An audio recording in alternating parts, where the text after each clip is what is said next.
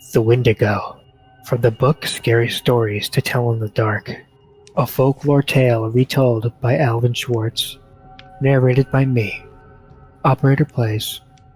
A wealthy man wanted to go hunting in a part of northern Canada where few people had ever hunted. He traveled to a trading post and tried to find a guide to take him, but no one would do it. It was too dangerous, they said. Finally, he found an Indian who needed money badly, and he agreed to take him.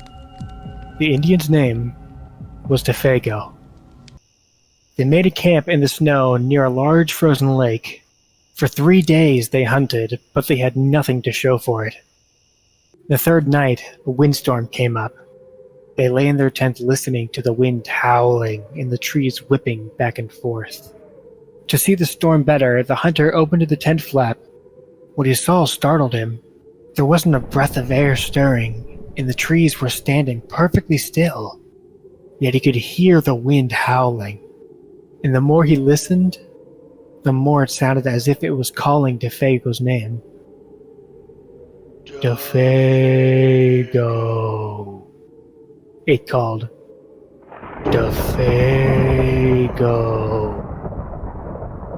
I must be losing my mind, the hunter thought. But Defago had gotten out of his sleeping bag. He was huddled in the corner of the tent, his head buried in his arms. "What's this all about?" the hunter asked.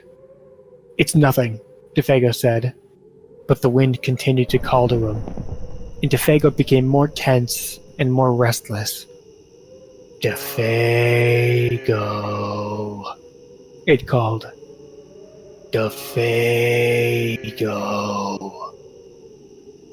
Suddenly he jumped to his feet, and he began to run from the tent, but the hunter grabbed him and wrestled him to the ground.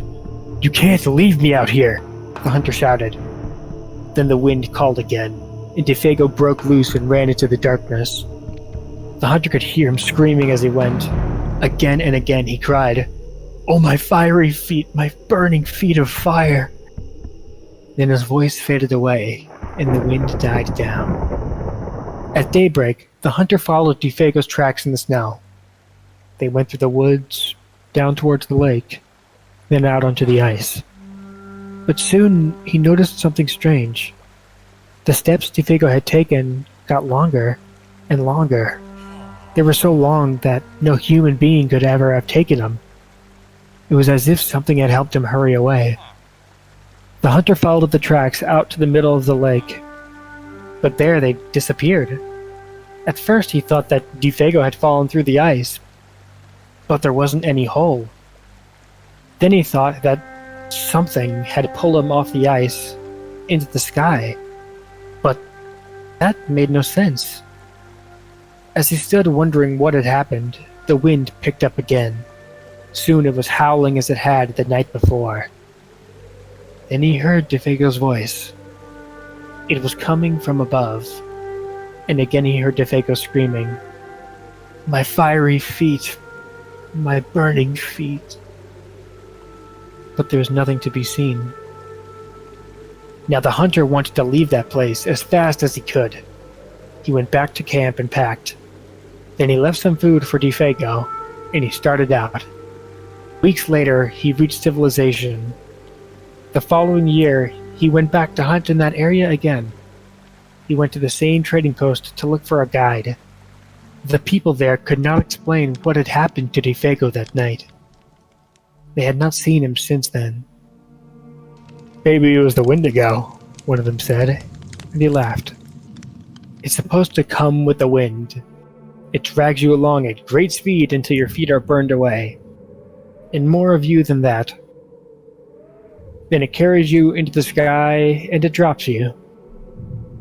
It's just a crazy story, but that's what some of the Indians say." A few days later, the hunter was at the trading post again, and an Indian walked in and sat by the fire. He had a blanket wrapped around him, and he wore his hat so that you couldn't see his face. The hunter thought that there was something familiar about him. He walked over and he asked, "Are you Defago?" The Indian didn't answer. "Do you know anything about him?" No answer. He began to wonder if something was wrong, if the man needed help. But he couldn't see his face. "Are you alright?" he asked. No answer. To get a look at him, he lifted the Indian's hat. Then he screamed. There was nothing under the hat but a pile of ashes.